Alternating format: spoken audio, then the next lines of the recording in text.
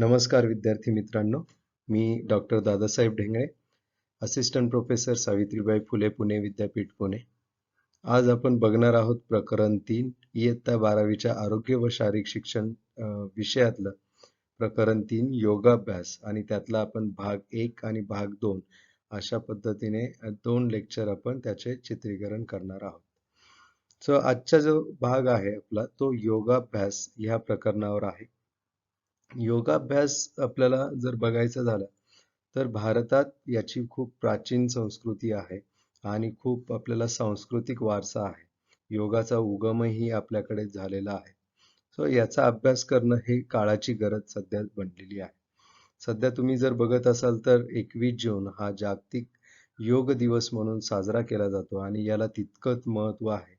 इतर दिवसांपेक्षाही ह्या दिवसाला महत्त्व आहे. कारण जर जागतिक पातळीवर ह्या दिवसाची किंवा मग ह्या योग या विषयाची जर जेवढी चर्चा होते, तितकीच आपल्या भारत देशातही होणं, त्याचा अवेअरनेस वाढणं ही काळाची गरज आहे. म्हणूनच तुमचा जो काही पाठ आहे, हा योग अभ्यासावर आधारित आहे. या पाठाची उद्दिष्टे अष्टांग योगाची माहिती समजून घेणे. पतंजली मुनींनी जे काही अष्टांग योगाचा मार्ग जो सांगितला आहे, ती आपल्याला अष्टांग योगाची माहिती ह्या पाठाद्वारे समजून घ्यायची आहे. योगाभ्यासाची गरज व फायदे जाणून घेणे हेही या पाठाचं उद्दिष्ट आहे. योगा कशासाठी करायचा किंवा मग त्याचा अभ्यास केल्याने आपल्याला काय फायदे मिळू शकतात याचे आपल्याला फायदे जाणून घ्यायचे आहेत. प्राणायामाचे फायदे जाणून घेणे हे आपण पुढच्या लेक्चरमध्ये बघणार आहोत. आजच्या पाठाचे जे घटक आहेत त्यात आहे योगाची अष्टांगे, अष्टांग योग, योगाभ्यासाचे महत्त्व काय आहे, योगाभ्यासाचे फायदे काय आहे आणि योगाभ्यासाची गरज आपल्याला किती आहे ते आपण ह्या पाठात जाणून घेणार आहोत. सर्वप्रथम योग म्हणजे काय? योग हा जो शब्द आहे, युज या संस्कृत धातूपासून योग हा शब्द रूढ झालेला आहे. योग म्हणजे जुळवणी, एकमेकांना जोडणे किंवा संयोग पावणे याला आपण योग म्हणतो. मग हा योग कसा असेल तर बऱ्याचदा शब्दशः आपण म्हणतो योगायोग किंवा मग जुळून येणे किंवा मग अचानक एखादी सिच्युएशनला आपण एकत्रित येणे. ह्या ठिकाणी योग म्हणजे आपलं शरीर, मन, आत्मा, बुद्धी, त्याच्यानंतर ईश्वर किंवा मग तुम्ही जी वैश्विक शक्ती जी मानत असाल त्याच्याशी आत्मसमर्पण करणं किंवा त्याच्याशी लीन होणं म्हणजे योग होय. योग प्रॅक्टिस करताना तुम्हाला समजेल, आपण सहसा योग म्हणजे फक्त आसन म्हणून बघत असतो.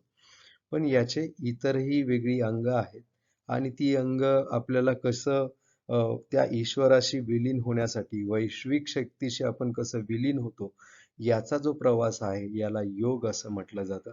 योग म्हणजे बुद्धी, मन, भावना, संकल्प यांचे नियमन होय.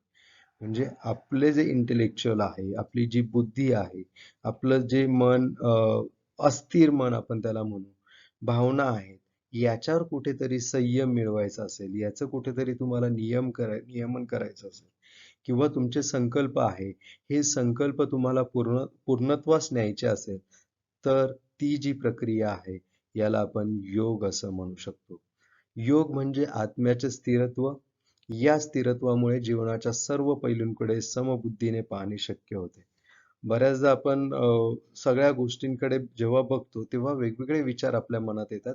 काही ज्या काही गोष्टी आहेत, त्या आपल्याला खूप त्रासदायक असतात, कष्टदायक असतात किंवा मग काही परिस्थिती आपल्याला वेगळ्या वाटेवर नेण्यासाठी प्रेरित करते. ते टाळण्यासाठी आपल्याला योग करणं आवश्यक आहे आणि योगाभ्यास जर तुम्ही केला, तर तुमचं आत्म्याचं स्थिरत्व लाभेल आणि त्याच्याच बरोबर तुमच्या जीवनाला योग्य अशी दिशा लाभेल. आपण जर संयमी असू, आपण जर योगाभ्यास रेग्युलर करत असू, तर नक्कीच आपले विचार, आपलं मन हे पावित्र्य होतं. त्याचबरोबर आपल्या मनात येणारे वाईट विचार असेल, त्याच्यानंतर नवीन-नवीन कल्पना असेल, वाईट विचार जास्त लवकर मनात येतात आणि ते आल्यानंतर त्याचं योग्य नियमन करण्यासाठी आपल्याला योगाभ्यासाची गरज लागते. आता आपण बघूया योगाची अष्टांगे.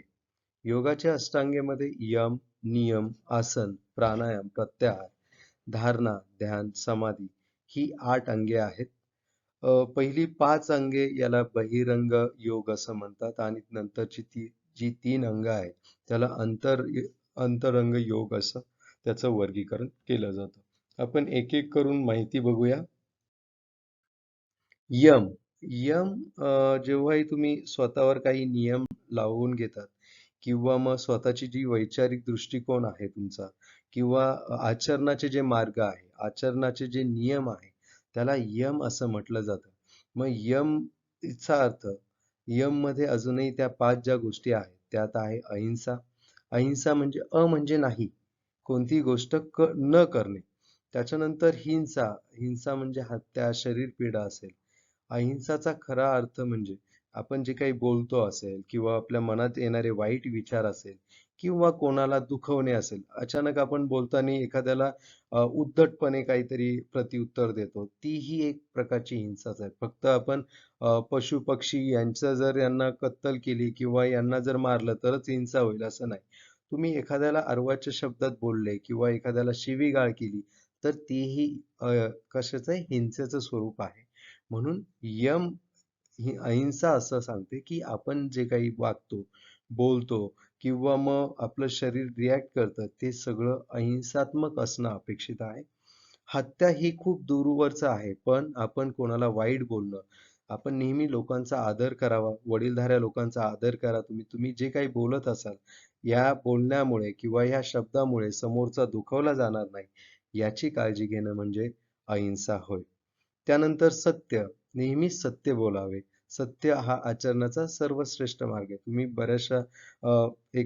बऱ्याचशा आपण गोष्टी ऐकल्यात किंवा मग बरेचसे आपल्याला उदाहरणं देता येईल, की सत्याचा नेहमी विजय होतो किंवा मग सत्यमेव जयते आपण नेहमी म्हणत असतो. पण नेहमी सत्य बोलायचा आपण प्रयत्न करणं अपेक्षित आहे. आणि हे काय आहे तर एका दिवसाने सुरुवात होत नाही. एखादी सवय लागण्यासाठी तुम्हाला त्याला वारंवार त्याची प्रॅक्टिस करावी लागेल, वारंवार आणि तुमच्यात सत्य बोलण्याचं धैर्य असणं अपेक्षित आहे. जर तुम्ही चुकीचं काही करत नसाल, तर नेहमी तुम्ही सत्य बोला आणि सत्य जर बोलले, तर तुमचा मार्ग नक्की काय होईल? सुकर होईल. त्यानंतर अस्तेय. अस्तेय म्हणजे म्हणजे ऑफकोर्स नाही. स्थेय म्हणजे चोरी. कोणत्याही भौतिक जे काही आपण म्हणू, की गोष्टींची तुम्ही चोरी न करणं, त्याला आपण अस्तेय असं म्हणता येईल. की एखाद्याकडे आलेली वस्तू ती मला कशी मिळेल आणि ती मग जर चुकीच्या मार्गाने जर मला मिळवायची असेल, त्याच्यासाठी चोरी करावी लागत असेल किंवा मग माझ्या वेगवेगळ्या गरजा भागवण्यासाठी मला जर काही चोरी करावी लागत असेल, तर ती करू नये. याला आपण अस्तेय असं म्हणू आणि हे काय आहे तर जीवनशैलीचा भाग आहे. म्हणजे तुम्ही चोरी न करणे हे तुमच्या नियमात बसणं गरजेचं आहे. म्हणजे तुम्ही आचरणात असणं गरजेचं आहे. त्याच्यानंतर ब्रह्मचर्य. ब्रह्मचर्यामध्ये शरीर, वाणी आणि मन यांच्यावर संयम ठेवणे. जसं आपण बघितलं की अहिंसामध्येही आपल्याला स्वतःवर नियंत्रण ठेवायला लागतं. ब्रह्मचर्य म्हणजे फक्त अविवाहित असं काही नाहीये. त्याच्यात तुम्ही तुमचे जे काही शरीर आहे, त्याच्यावर तुम्ही किती नियंत्रण ठेवता. तुमचे इंद्रिय आहे, त्याच्यावर तुम्ही किती नियंत्रण ठेवतात. बाकीच्या ज्या काही गोष्टी तुम्हाला लोभ आहे किंवा मग ज्या तुम्हाला वाटतंय की ह्या मला पाहिजे आणि मग त्याच्यासाठी मी काही वाईट प्रयत्न करतोय का? तर त्याच्यावर जे नियंत्रण आहे, याला आपल्याला ब्रह्मचर्य असं म्हणता येईल. तुमचं मन असेल, आता मन आपण एका ठिकाणी ठेवू शकत नाही, पण ते मन स्थिरावण्याची जी अवस्था आहे, त्याला आपण किंवा मग ती स्थिरावण्यासाठी जो प्रयत्न केला जाईल आणि मग त्याच्यातून आपण जर ते स्थिरावण्यासाठी शक्य होत असेल आणि आपल्या वाणीतून जे आपण चांगलं बोलतोय आणि समोरच्याला न दुखवण्यासारखं जर बोलत असेल, तर त्याला आपण काय म्हणू, की ब्रह्मचर्य असं म्हणू आणि हे ब्रह्मचर्याचं पालन तुम्ही जर केलं, तर नक्की आपलं जीवन हे चांगल्या पद्धतीने सुखकर होईल. त्यानंतर अपरिग्रह. अपरिग्रह म्हणजे म्हणजे नाही. परिग्रह म्हणजे संचय न करते. नको त्या गोष्टींचा आपल्याला काय होतो, की मोह होतो आणि आपण नको ती गोष्ट जास्तीत जास्त संचित करून ठेवतो. आपल्याजवळ कशी जास्त असेल याचा प्रयत्न करतो. पण ज्या गोष्टी गरजेच्या नाहीये किंवा मग त्या गोष्टींचं जास्त आपल्याला महत्त्व नाही, अशा गोष्टी आपल्याकडे संचय करून ठेवणे गरजेचं नाहीये. अपरिग्रह म्हणजे वस्तूंचा संग्रह अथवा संचयन करणे.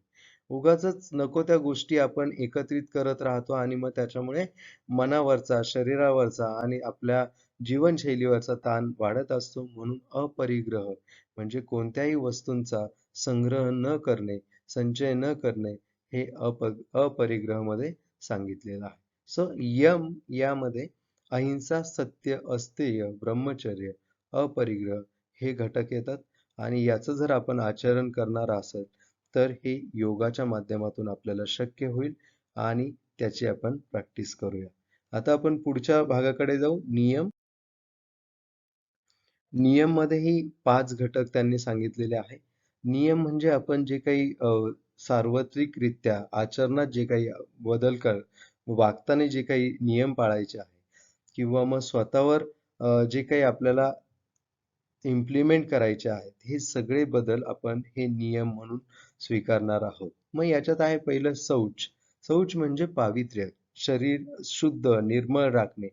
जसं आपण बाहेरून स्नान करून शरीर निर्मळ राखलं जातं, त्याचबरोबर योग साधना करून आपण आंतरिक शुद्धताही त्याच्या माध्यमातून करू शकतो. म्हणजे आपलं बाहेरील जे शरीर आहे, देह, काया हे जसं आपण स्वच्छ करतो तसंच आंतरिकही स्वच्छता गरजेची असते आणि ती शौचच्या माध्यमातून होते आणि म्हणून याला आपण शौच असं म्हटलं जातं. त्याच्यातून निर्मळ जे काही शरीर आहे ते आपण राखू शकतो. त्यानंतर दुसरा नियम आहे संतोष. संतोष मीन्स आनंद, समाधानी. आपण किती कोणत्या गोष्टीत समाधानी आहोत.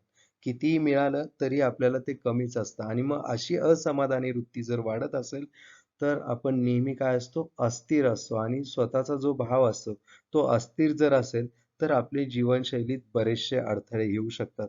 म्हणून नेहमी आनंदी राहा, नेहमी समाधानी राहा. जे मला मिळालंय त्याच्यात जर समाधानी आपण असेल तर आणखी 4 गोष्टी आपल्याला मिळतात. पण आपण असमाधानी जर असेल तर त्याच्यामुळे मनाची अस्थिरता वाढते व जास्तीत जास्त आत्मक्लेश त्याच्यातून होऊ शकतो. त्यानंतर तप. तप म्हणजे जे काही आपलं शारीरिक तप म्हणजे आपण एखादी गोष्ट प्राप्त करण्यासाठी केलेले प्रयत्न. मग ते एखादं उद्दिष्ट साध्य करण्यासाठी तुम्ही किती मेहनत करतात. आता तप आपण बघूया की खेळाडूंच्या दृष्टीने तप असेल, की ते जे रेग्युलर प्रॅक्टिस करत असतील, त्यालाही आपण तप म्हणू शकतो. म्हणजे त्यांची जी प्रयत्नांची पराकाष्ठा आहे, याला तप असं म्हटलं जातं. आपलं जे शारीरिक, मानसिक व बौद्धिक तेज वाढवणं. म्हणजे व्यायाम करणे असेल किंवा आसन करणे असेल किंवा मग कॉन्सन्ट्रेशन तुम्ही करता. त्याच्यानंतर तुम्ही अभ्यास करताय. हे तुमचं तप आहे आणि हे तप तुम्ही करणं अपेक्षित आहे आणि मग त्याच्यातून तुम्हाला नक्कीच तुमच्या जीवनशैली ही चांगली होऊ शकेल. त्यानंतर स्वाध्याय. स्व म्हणजे स्वतः, अध्याय म्हणजे अभ्यास करणं. स्वाध्याय म्हणजे स्वतःविषयीचा अभ्यास करणं, आत्मनिरीक्षण करतं. आपण नेहमी स्पर्धा करतो इतरांशी. ती स्पर्धा न करता आपण स्वतःची स्पर्धा करा. मी काल काय होतो, ते आज त्याच्यात किती बदल झालाय, बौद्धिकतेत माझ्या बदल झालाय, कोणत्या क्षमतेत बदल झालाय, याचा स्व-अध्ययन करणं गरजेचं आहे. म्हणून याला आपण स्वाध्याय हे नियमामध्ये येतं. स्वतःच्या वर्तनाचा तुम्ही अभ्यास करणं अपेक्षित आहे. म्हणजे जे आज मी वागलो, जे आचरण केलं आहे, ते बरोबर होतं की चुकीचं होतं, याची जेव्हा आपण मीमांसा करतो, याची जेव्हा चर्चा करतो आणि त्याच्यातून समजतं की आपण राइट ऑर रॉंग, चुकीचं किंवा बरोबर हे जाणून घेऊ शकतो. याला आपण आत्मपरीक्षण असं म्हणू शकतो, आत्मनिरीक्षण असं म्हणू शकतो. म्हणजे स्वतःचं मूल्यमापन आपण हे स्वतः करतो. त्याला स्वाध्याय ही संकल्पना आहे. त्यानंतर पुढचे जे नियम आहे तो आहे ईश्वर प्रणिधान. प्रणिधान आपली सर्व कर्मे व इच्छाशक्ती ईश्वराला अर्पण करणे. म्हणजे जी काही वैश्विक शक्ती असेल त्याच्याला लीन करणे किंवा मग तिच्या समरूप होणे याला ईश्वर प्रणिधान असं म्हणता येईल. त्यानंतर पुढची जी स्टेज आहे, पुढचं जे अंग आहे ते आहे आसन. स्थिरम सुखम आसन आपण असं बऱ्याचदा ऐकतो. म्हणजे ज्या आसनामध्ये तुम्हाला स्थिरता मिळेल, ज्या आसनामध्ये तुम्हाला सुखाचा अनुभव होईल, त्याला आसन असं म्हटलं जातं. मग आपण बघतो की बरेचसे जे योगाभ्यास करतात, सद्यस्थितीला फक्त आसनापुरते मर्यादित आहे. आसनापुरते म्हणजे फक्त एक आसन केलं की ते शरीराचे म्हणजे आपण म्हणतो की एक सेट केला किंवा मग 10 आसनं केली म्हणजे मी योग करतो. असं फक्त जर आपण बघितलं तर आसन हा अष्टांग योग मधील एक भाग आहे, की जो शारीरिक स्वरूपात आपण त्याच्यावर काय करतो काम करत असतो. पण आसन म्हणजे ज्या स्थितीमध्ये स्थिरतेचा व सुखाचा अनुभव होतो त्याला आसन असं म्हटलं जातं. अस या धातूपासून आसन शब्दाची उत्पत्ती झाली. आसन म्हणजे स्थिर व सुखद बैठक. आसनामुळे मनाला वळण व शिस्त लागते. त्याचबरोबर तुमचं जे काही शारीरिक सुदृढता असेल किंवा मग त्याच्यानंतर तुमचं जे शरीरासाठी अवयवांसाठी जे नियमन आहे, आंतरिक आणि बाह्य या दोन्ही गोष्टी तुमच्या आसनातून साध्य होतात. आपली जी अ, अंतर इंद्रिय आहे, ही पण तितकीच सक्रिय होतात आसनांमधून आणि त्याच्यामुळे तुमचं जे काही बाकीच्या ज्या काही सिस्टम्स आहेत, डायजेशन सिस्टम असेल, रेस्पिरेटरी सिस्टम असेल, ह्या सिस्टमवरही त्याचा खूप चांगला परिणाम दिसून येतो. म्हणून आता तुम्ही जर बघितलं असेल, की योगाभ्यास करणाऱ्या लोकांची ही संख्या वाढली आहे. कारण त्याच्यातून त्यांना जे शारीरिक आहे, मानसिक आहे, बौद्धिक आहे, हे बदल आता त्यांना स्वतःमध्ये दिसून यायला लागले आहेत आणि मग ती प्रॅक्टिस करत आहे. आणि मग हा सरावही आपण करावा असं योगमध्ये सांगितलं जातं आणि आसन जर तुम्ही केलं, तर ह्या आसनामधून तुम्हाला विविध फायदे मिळू शकतात. त्यानंतर पुढे बघूया प्राणायाम.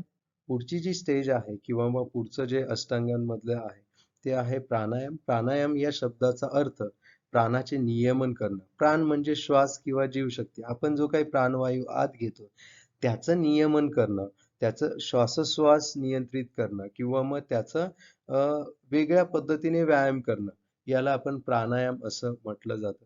याच्यात रेचक आहे, पूरक आहे. जेव्हा तुम्ही श्वास आत घेणं, श्वास बाहेर घेणं किंवा श्वास धरून ठेवणं, ह्या 3 पद्धती आहेत आणि ह्या 3 पद्धतीवर प्राणायाम अवलंबून आहे. आयाम म्हणजे विस्तार किंवा लांबी वाढवणे, ताणणे किंवा नियमन. म्हणजे तुम्ही जर बघितलं आयाम, विस्तार करणे. आपण जो काही श्वास घेतोय, आपण जो काही प्राणवायू घेतोय, जास्तीत जास्त तो आत घेणे किंवा लाँग तो बाहेर सोडणे. जास्तीत जास्त लाँग सोडणे. कारण काय होतं, की बऱ्याचदा आपण खूप शॉर्ट ब्रीथिंग करतो. म्हणजे श्वासोश्वासाची गती आपली खूप जास्त असते. पण ह्यावेळी जर तुम्ही जर ती लाँग डीप ब्रीथ जर केलं किंवा लाँग एक्झेल जर केलं, तर तुम्हाला तुमचं शरीर हे शांत, मन शांत व्हायला त्याच्यामुळे मदत मिळते आणि तुम्ही एखाद्या गोष्टीवर कॉन्सन्ट्रेट करू शकतात. जर तुमचं ब्रीथिंग हे नॉर्मल असेल किंवा मग तुम्ही त्याचा प्राणायामाचा अभ्यास तुम्ही त्याला करत असाल तर. प्राणायाम म्हणजे श्वास लांबवणे व नियंत्रित करणे. तुम्ही किती वेळ श्वास धरून ठेवू शकतात, किती वेळ तुम्ही सोडू शकतात किंवा मग श्वासोश्वासाचा जो दर आहे, तो तुमचा किती कमी आहे, याच्यावर तुमचं काय ठरतं, की किती तुमची शारीरिक सुदृढता म्हणा किंवा मग तुमचा जे काही रुधिराभिसरण दमदारपणा आहे किंवा त्याच्यानंतर फुफ्फुस किंवा लंगची फुफ्फुसाची जी काही क्षमता आहे हवा खेळवण्याची, ही प्राणायामाच्या दृष्टीने महत्त्वाची आहे आणि त्याच्यातून ती साधली जाते. मागच्या 2 वर्षात आपण बऱ्याचदा कोरोनाविषयी जेव्हा बघत होतो, तेव्हा बऱ्याचशा लोकांनी प्राणायामाला सगळ्यात जास्त महत्त्व दिलंय, की जास्तीत जास्त तुम्ही ऑक्सिजनची मात्रा किंवा ह्या गोष्टींसाठी लोकांनी प्राणायामाचा उपयोग केला आहे. याच्यामुळे तुमचे जे काही फुफ्फुसं आहे किंवा फुफ्फुसं आहे, याच्यात हवा खेळून ठेवण्याचा, हवा धरून ठेवण्याची क्षमता ही वाढवली जाते. यामुळे श्वसनाच्या सर्व प्रक्रियांचे नियमन होते. तुमचं जे काही रेस्पिरेशन आहे, हे प्रॉपर होतं आणि मग त्याच्यामुळे तुम्हाला कोणताही प्रकारचा त्रास तिकडे अ, धाप लागण्याचा किंवा दम लागण्याचा त्रास कमी होतो. म्हणून प्राणायाम हे महत्त्वाचं आहे. पुढचं जे अष्टांग आहे, ते आहे प्रत्याहार. जेव्हा आपण आसन करतो, जेव्हा आपण प्राणायाम करतो, आसनामुळे आपल्या इंद्रिय हे काय होतात, की मजबूत होतात किंवा त्याच्यावर आपल्याला नियंत्रण मिळवता येतं. प्रत्याहारमध्ये काय सांगितलेलं आहे, की आसन त्याच्यानंतर प्राणायाम ही एकानंतर एक स्टेप आहे. म्हणजे असं नाही, की हे सगळं वेगवेगळं आहे. हे प्रत्येकाशी इंटरलिंक आहे. म्हणून आसनाचे फायदे आपल्याला जेव्हा मला समजतं, की मी ह्या इंद्रियाबद्दल व्यायाम करतोय, तर त्या इंद्रियांवर मला नियंत्रण मिळवणं शक्य होईल. त्या इंद्रियांवर मला विजय मिळवणं शक्य होईल. याला प्रत्याहार असं म्हटलं जातं. यामध्ये बाह्य विषयांमधून मुक्त होऊन व्यक्ती अंतर्मुख बनते. बाह्य बाह्य जगात काय चाललं आहे किंवा मग तुम्हाला येणारे स्टिम्युलस, तुम्हाला येणारे चेतक हे कसे आहेत याच्याशी तुमचा काही संबंध नसतो. तुम्ही एका दृष्टीने एका गोष्टीकडे काय करू शकता, तुम्ही कॉन्सन्ट्रेट करू शकतात. याला प्रत्याहार असं म्हटलं जातं. आणि तुमचं जे मन चंचल आहे, इंद्रिय जे चंचल असतात, म्हणजे जे काही आपल्याला भावना येतात किंवा मग जे आपल्याला बाह्य जे काही डोळ्यांना दिसतंय, ऐकतोय आपण, बघतोय, याच्यामुळे जे काही शरीरात बदल घडून येतात, हे बदल आपल्याला कंट्रोल करणं किंवा ह्या बदलांवर नियंत्रण मिळवणं, याला प्रत्याहार असं म्हटलं जातं. आणि मग प्रत्याहार का गरजेचा आहे? तर तुम्ही जर बघितलं बरेचशा आता जे काही केसेस आहे ॲडोलसंट फेजमध्ये किंवा मग त्याला आपण किशोरवयीन मुलांच्या किंवा मग तुमच्या वयोगटाचं जर असेल, तर इथं खूप साऱ्या बाह्य दृष्टीमुळे आपण काय करतो विचलित होत असतो आणि ते विचलन आपल्याला जर टाळायचं असेल, तर आपण प्रत्याहाराची प्रॅक्टिस करणं अपेक्षित आहे किंवा मग आपलं मन हे कसं स्थिरावेल, आपले इंद्रियांवर आपल्याला कसा प्रभुत्व मिळवता येईल याच्याबद्दलची प्रॅक्टिस करणं अपेक्षित आहे. याला प्रत्याहार असं म्हटलं आहे. त्यानंतर पुढे आहे धारणा. अ, आता आपण थोडं अंतरंग योगाकडे चाललोय. धारणा म्हणजे एखाद्या उद्दिष्ट आहे माझं. त्याच्यावर मी एकाग्र अ, काय करतोय कॉन्सन्ट्रेट करतोय. एकाग्र करणे किंवा मग त्याच्यातच गढून खूप तल्लीन होणं. तल्लीन आपण एखाद्याला म्हणतो, की हा खूप भजनात तल्लीन झालाय किंवा हा त्याच्यात संगीतात तल्लीन आहे. हा त्याच्या कामात तल्लीन आहे. कामात तल्लीन असणं म्हणजे ती धारणेची अवस्था आहे. म्हणजे जे माझं उद्दिष्ट आहे, त्याच्यात मी इतकं विलीन झालोय, की ते आता मला त्याच्या व्यतिरिक्त दुसरं काहीही दिसत नाही. याला धारणा असं म्हटलं जातं. ही तल्लीनतेची अवस्था आहे. एखाद्या गोष्टीत गुरफटून जाणे किंवा एखाद्या गोष्टीत गुंतवून घेणे, याला धारणा असं म्हटलं जाईल. याला ध्यानाची मनोभूमिका तयार करणं असं म्हटलं जाईल. धारणानंतर ध्यान आहे आणि मग हे ध्यान कधी येईल? जेव्हा तुम्ही प्रॅक्टिस कराल, एखाद्या गोष्टीकडे बघत असाल, एखाद्या गोष्टीकडे तुम्ही अभ्यासाचं आपण उदाहरण घेऊ, की अभ्यासात आपण किती वेळ एकत्रित राहू शकू किंवा एखाद्या मुद्द्यावर आपण किती वेळ कॉन्सन्ट्रेट करू शकू, याला आपण प्रॅक्टिस लागेल. याला तुम्हाला अभ्यासाला स्टार्टिंगला तुम्ही बसला तर 5 मिनिटात कंटाळा येईल, नंतर तुम्हाला 10 मिनिट. मग अशी सवय लागत लागत तुम्ही 2-2, 3-3 तास सलग व्यायाम करू शकता. ही धारणा आहे. आणि ही धारणा कशी होईल, की प्रॅक्टिसने तुम्हाला तल्लीनतेची अवस्था जी आहे, ती प्रॅक्टिसने अजून डेव्हलप होईल आणि त्याच्यामुळे धारणा ही काय तर ध्यानाची मनोभूमिका आहे. म्हणजे आपण त्याला म्हणू, की प्री स्टेज आहे ध्यानाची. सो आपण पुढे जाऊया. ध्यान म्हणजे काय? तर आता मागे धारणात आपण बघितलं, की त्या गोष्टीची प्रॅक्टिस करणं. आता इथं काय आहे तर मनामध्ये कोणतेही इतर विचार न आणता आपले मन फक्त एकाच ठिकाणी एकाग्र करणे. याला ध्यान म्हणतात.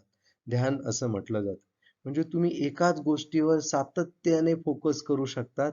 ही जी अवस्था आहे, एखाद्या गोष्टीवर तुम्ही सातत्याने विचार करून त्याच्यातच एक मन एकाग्र करू शकाल. याला ध्यान स्थिती असं म्हटलं जातं आणि याच्यासाठी खूप सरावाची गरज आहे.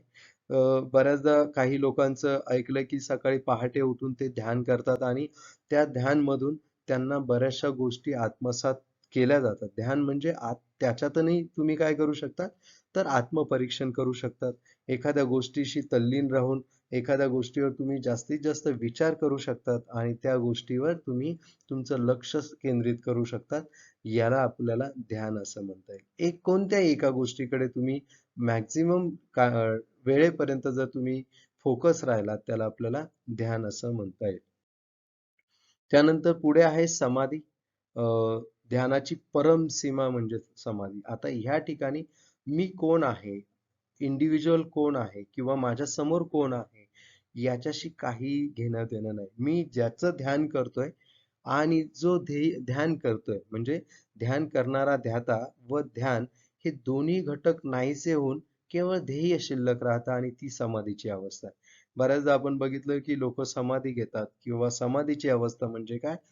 तर आपण आपलं ध्येय, आपलं जे अ, जो आपण वैश्विक शक्ती आहे, याला समरूप होणे, याच्याशी आपण संवाद साधणे किंवा याच्याशी आपण कनेक्ट होणे, याला समाधीची अवस्था असे म्हटले जाते आणि याच्यासाठी खूप सारं परिश्रम करावे लागेल. याच्यासाठी खूप सारं तुम्हाला प्रॅक्टिस करावी लागेल. आपण फक्त डोळे झाकून बसलो म्हणजे समाधी अवस्था घेतली असं होत नाही. त्याच्यासाठी तुम्हाला धारणा, त्याच्यानंतर ध्यान आणि मग समाधी. जेव्हा तुम्ही तुमचं ध्यान एका गोष्टीवर ठराविक गोष्टीवर तुम्ही सातत्याने ठेवू शकाल आणि मग त्याच्यानंतर पुढची जी सीमा आहे, याच्यानंतर पुढची जी पातळी आहे, की जिथं तुम्ही स्वतःला विसरतात, ज्याच्यानंतर तुम्ही ज्याच्यात विलीन होताय, तिथं तुमचा आणि त्या विलीन होण्यामध्ये कोणताही फरक नसतो. ह्या स्थितीला आपण काय म्हणतो? समाधी अवस्था असं म्हटलं जातं. तर अशा पद्धतीने आपण आज ही योगाची अष्टांगे बघितलेली आहे. आपण बघूया योगाभ्यासाचं महत्त्व. योगाभ्यास हा विषय व्यक्तिनिष्ठ व आत्मसाक्षात्कारी आहे. म्हणून योगाभ्यासाचे महत्त्व आहे. म्हणजे इथं तुम्ही स्वतः जर अभ्यास केला, व्यक्तिनिष्ठ म्हणजे स्वतःवर इंडिव्हिज्युअल आहे. तुम्ही योगाभ्यास जर केला, तर याचे तुम्हाला स्वतः फायदे मिळणार आहेत. म्हणजे तुम्ही त्याचे अनुभूती घेऊ शकतात. आत्मसाक्षात्कारी आहे. जर मी अ, प्राणायाम केला, योग केला, त्याच्यानंतर आसनं केली, तर याचे जे काही परिणाम आहे, याचे जे काही बेनिफिट्स आहेत किंवा याचे जे काही फलित आहे, हे मला स्वतःला मिळणार आहे आणि मी ते अनुभवू शकतो. साक्षात्कारी आहे म्हणून योगाभ्यासाचे महत्त्व आहे. साधारण 2 वेळा, जास्त वेळ नाही, तर आपण फक्त 5 वेळा ओंकार जरी डीप ब्रीथ आणि एक्झेलने जर केला, तरी आपल्याला त्याला लगेच आपल्या बॉडीमध्ये वेगवेगळे फरक जाणवायला सुरुवात होते. 2 मिनिटं शांत आपण फक्त डीप ब्रीथिंग केलं, तरीही आपल्याला बरेचसे आपले जे काही स्ट्रेस आहे याच्यापासून मुक्तता मिळते. म्हणजे हे बरेचसे काही-काही जे रिझल्ट्स आहे हे खूप वीक आहे. आणि मग म्हणून आपल्याला हा कसा आहे तर आत्मसाक्षात्कारी आहे. म्हणून योगाभ्यास आपण करणं अपेक्षित आहे. योगाभ्यासाने आत्म-अनुभूती येते. ही आत्मानुभूती व्यक्तीचा जीवनविषयक दृष्टिकोन बदलू शकते.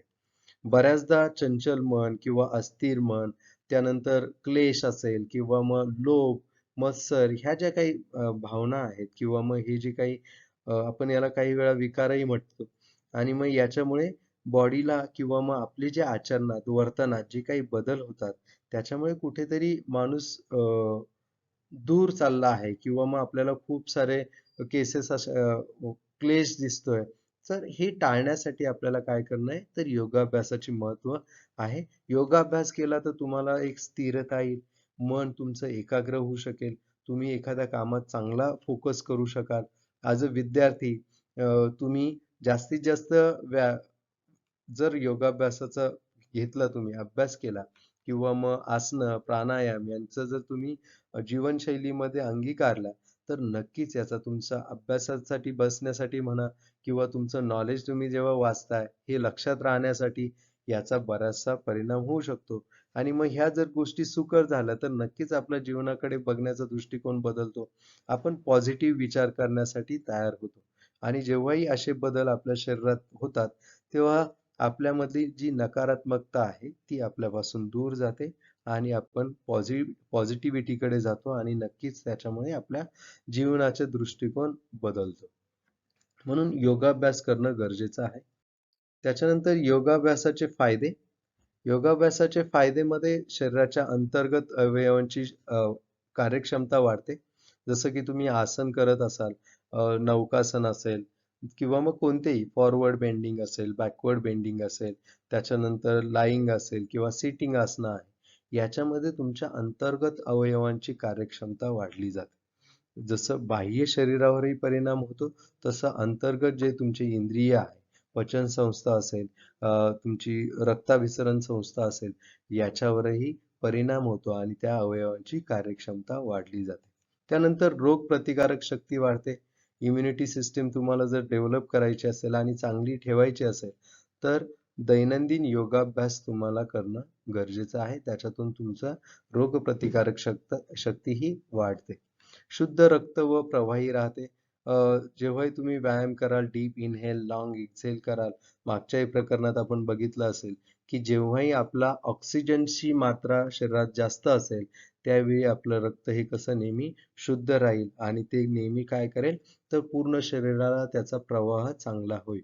आपल्याला थकव्याची अवस्था कधी येते? जेव्हा आपल्या शरीरातील प्राणवायू हा कमी होत जातो, त्यावेळी आपल्याला थकव्याची अवस्था येते आणि ही थकव्याची अवस्था योगाभ्यास जर तुम्ही केला, तर ती दूर होऊ शकते. त्याच्यानंतर पाठीचा कणा लवचिक बनतो. जेव्हा फॉरवर्ड बेंडिंग आसनाज आहे किंवा बॅकवर्ड बेंडिंग आहे, याच्यामुळे पाठीचा कणा लवचिक बनतो आणि बऱ्याचदा तुमचे जे काही पोश्चरल डिफॉर्मिटीज आहे, म्हणजे कुबड येणं असेल किंवा मग पोट पुढे आल्यामुळे पाठीचा आर्क असेल, हे खूप कमी होईल आणि मग याच्यामुळे तुमचा पाठीचा कणा लवचिक बनतो. तुमच्या ज्या दररोजच्या हालचाली आहे, ह्या खूप चांगल्या होतात आणि ह्या चांगल्या हालचाली झाल्या, की तुम्हाला त्याच्यात काय मिळते, की खूप स्कोप मिळतो इकडे-तिकडे वाकण्याचा. पाठीचा कणा जर तुमचा स्थिर आणि स्टिफ असेल, तर तुम्ही पुढेही वाकू शकत नाही किंवा मागेही वाकू शकत नाही आणि ते वाकताना आपल्याला पेन होतो. म्हणून योगाभ्यासाने पाठीचा कणा हा काय होतो, लवचिक बनतो. त्याच्यानंतर शरीर लवचिक बनते. आपले जे काही मसल्स आहे, जॉइंट्स आहे, हे जे आसनं आहे, याच्यात जे काही ताणाचे व्यायाम आहेत किंवा मग ताणाचे जे जॉइंट्स ताणले जातात, त्याच्यामुळे मसल्स असेल, स्नायू असेल, स्नायूबंध जोड असेल किंवा मग आपले सांधे आहेत, हे काय होतात, लवचिक बनतात आणि तुमचं जे काही कामाची जी काही हालचाल आहे, ती अजून चांगल्या पद्धतीने होते. शरीर जेवढं रिजिड असेल, जेवढं स्थिर असेल, तितकी हालचाल रिजिड होते. शरीर जितकं लवचिक असेल, तितका तुम्हाला पेनही कमी होईल आणि ती हालचाल स्मूथ होईल. म्हणून त्याचा योगाभ्यास जर तुम्ही केला, तर तुमचं शरीर हे फ्लेक्सिबल होईल. किंवा मग लवचिक होईल. काम करण्याचा उत्साह वाढतो. जर ही स्थिरता किंवा मग मनाची स्थिरता जर आली, मी एखाद्या गोष्टीवर जर लक्ष केंद्रित करणं शक्य झालं मला आणि मग जे माझं आंतरिक जे इंद्रिय आहे आणि सिस्टम्स आहेत, ह्या जर चांगल्या पद्धतीने जर कार्य करत असेल, तर त्याचा आपल्या काम करण्याच्या उत्साहावर परिणाम होतो. त्याच्यानंतर थकवा येत नाही. दिवसभर जे काही आहे तुम्ही फ्रेश फील कराल. दिवसभर तुमचा जो काही दिनक्रम आहे, तुम्ही कितीही व्यस्त असाल तरी तुम्हाला कुठेही थकवा येणार नाही. त्याच्यानंतर मनःशांती मिळते. सगळ्यात महत्त्वाचं आत्ता जे काही आहे, आपल्याकडे सगळा पैसा आहे, आपल्याकडे सगळे गाडी आहे, सगळ्या गोष्टी आहेत. फक्त मनःशांती नाही. ही मनःशांती तुम्हाला योगाभ्यासातून मिळेल. जर तुम्ही कॉन्सन्ट्रेशन शिकलात किंवा मग ध्यान करायला शिकलात, तुम्ही स्वतःला वेळ द्यायला शिकला, मेडिटेशन करा. याच्यातून तुम्हाला नक्कीच मनःशांती मिळेल आणि जरी हे फक्त योगाभ्यास नाही, पण योगाभ्यासाच्या आचरणामुळे आपण जे काही यम, नियम यांचं जे काही आचरण आहे, याचं जरी आचरण केलं आपण, तरी आपल्याला मनःशांती मिळेल. म्हणजे कोणाला जर मी दुखवलं नाही, कोणाला त्रास दिला नाही, तरी पण मला मनःशांती मिळू शकते. म्हणजे एका आसन केल्यामुळे मनःशांती मिळेल असं नाहीये. पण योगाभ्यास जर मी अंगीकारला, माझी जीवनशैली जर ती केली, तर नक्की माझी मनःशांती त्याच्यातून मिळेल. एखाद्या गोष्टीवर लक्ष केंद्रित होण्यास मदत होते. मी आता सांगितलं की तुमचा अभ्यासाचा आहे. जर तुम्हाला 12वी असेल किंवा मग कोणत्याही अभ्यासाची गरज असेल आणि त्यावेळी तुमचं लक्ष एकत्रित, केंद्रित राहणं गरजेचं आहे. तर त्याच्यासाठी नक्की तुम्ही दररोज 20 ते 30 मिनिट जर योगाभ्यास जर केला, तर नक्की तुम्ही एखाद्या गोष्टीवर लक्ष केंद्रित करू शकाल आणि ते जर लक्ष केंद्रित झालं, तर ती गोष्ट लवकर तुम्हाला समजेल. तुमच्या ज्ञानातही त्याची जास्त भर होईल. त्याच्यानंतर शरीर स्थिती योग्य ठेवण्याची जाणीव निर्माण होणे. आपली स्थिती आपण बसतोय कसं व त्याच्यानंतर बसण्याची अवस्था असेल, उभं राहण्याची अवस्था असेल. ह्या ज्या अवस्था आहे याच्यातून आपल्याला बरेचसे आजार होऊ शकतात आणि मग ते टाळण्यासाठी आपली शरीर स्थिती योग्य ठेवण्याची जाणीव योगाभ्यासाच्या अभ्यासाने होऊ शकते. जेव्हाही आपला मेरुदंड किंवा मग आपले जे काही स्नायू हे ताणले जातात आणि अशी आसनं आहेत की त्याच्यातून तुमचा स्थिर ताकद ही वाढवली जाते आणि मग त्याच्यामुळे तुमचं जे काही शरीराची ठेवण आहे किंवा शरीर स्थिती योग्य ठेवण्याची जी काही अवस्था आहे ती सुधारली जाते आणि त्याचा फायदा तुम्हाला मिळतो. सो आजच्या थांबूया. धन्यवाद. सो आजच्या लेक्चरमध्ये आपण बघितलं की योग म्हणजे काय, योगाची अष्टांगे कोणकोणती आहे, योगाचे काय फायदे आहेत आणि त्याच्यानंतर आपण योगाचं महत्त्वही बघितलेलं आहे. आत्तापर्यंत तुम्ही माझ्या चॅनलला नवीन असाल तर नक्की चॅनलला सबस्क्राईब करा आणि इतरही 12वीच्या जे काही क्लाससाठी जे काही